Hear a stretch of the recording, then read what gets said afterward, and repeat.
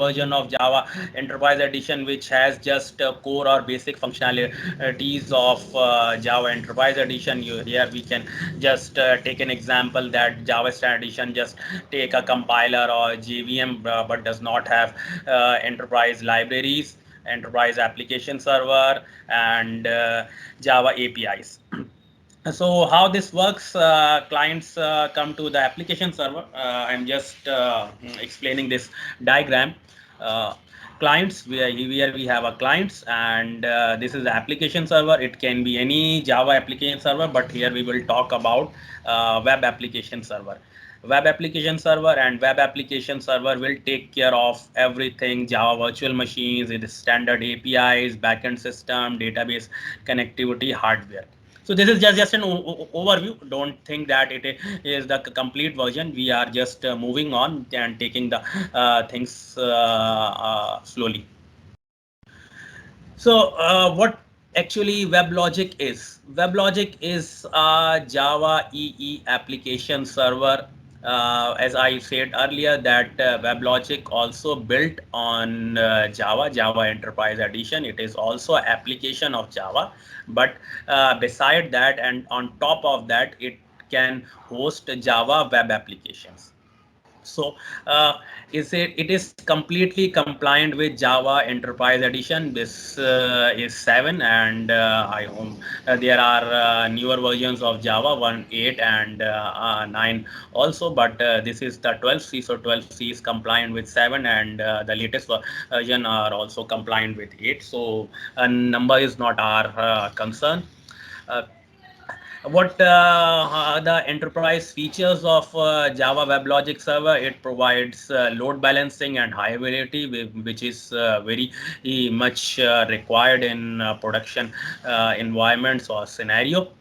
Also, it offers extensive security, various security features, authorization features for users, groups, application servers, means which users are authorized to use the which application. We can host multiple applications on WebLogic server. So this means we can have many departments, like for example IT department has its own application on same WebLogic server. Any HR department, finance department, whatever the departments in your organization can utilize the same WebLogic server for multiple applications, or we can use various other WebLogic server instances. So it's up to you. So just we were talking about the security. So here we can secure multiple applications with respect to their users, departmental roles, groups, etc.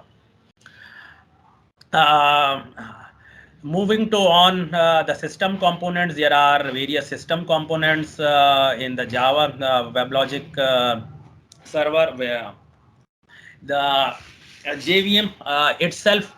If we talk about the JVM, WebLogic server has the built-in functionality of JVM. However, JVM is a part of Java E Enterprise Edition, but WebLogic also provides this functionality. Why?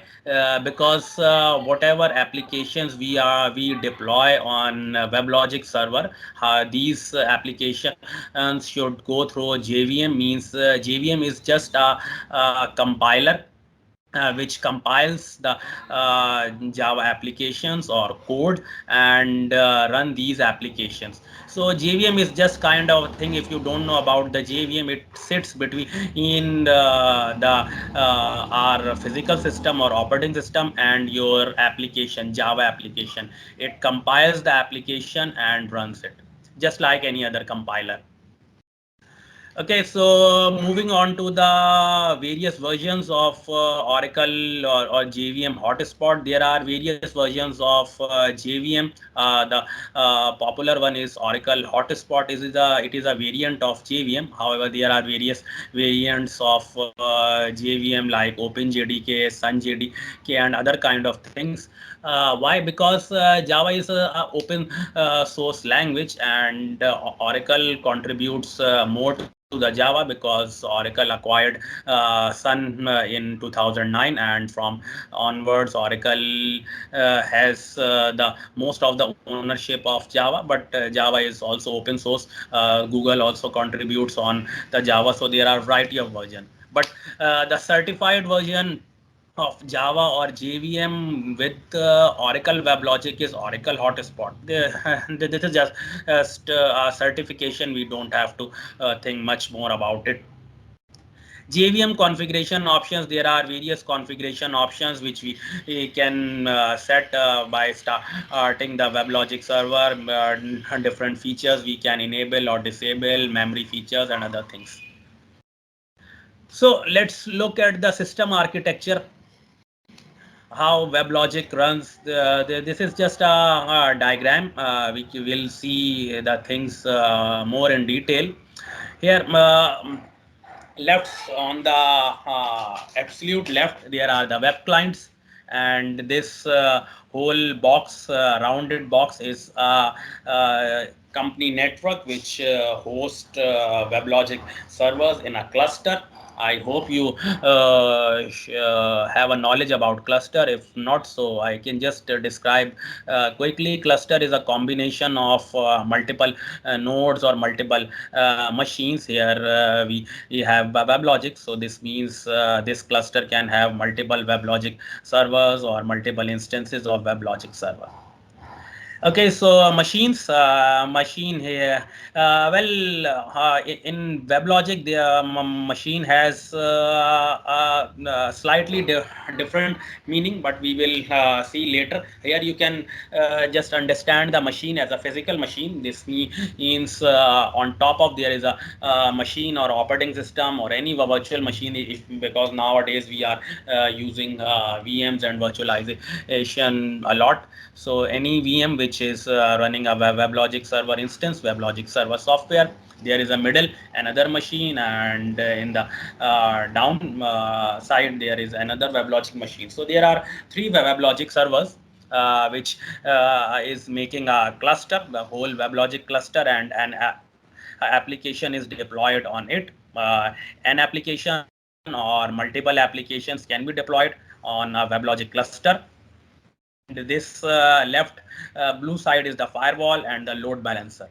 If you don't have a concept of a firewall load balancer, so I will just quickly describe it. Firewall is a network component which stops or just filter the incoming traffic from outside. So whatever the traffic or connections allowed or clients allowed from the this firewall, so they can come inside. Load balancer, load balancer is a kind of thing. It can be a software or hardware which just balance the clients or load towards the different instances or different machines of WebLogic or any kind of application server. So here we have WebLogic, so it will just load balance. Load balance means it will divert the application, it will divert the clients towards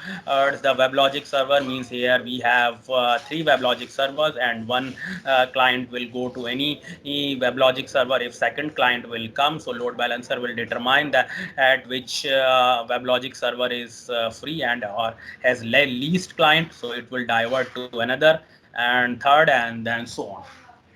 Backend systems or databases, of course, when we have applications, so it should have database. Why? Because for the data application, most of the application does not store the data, just a configuration data, but actually the data of our company, it should be on the databases. So application will be connected to towards the databases to store their data. Here is that the catching point of WebLogic is that it supports almost all databases. So here we cannot say that if we are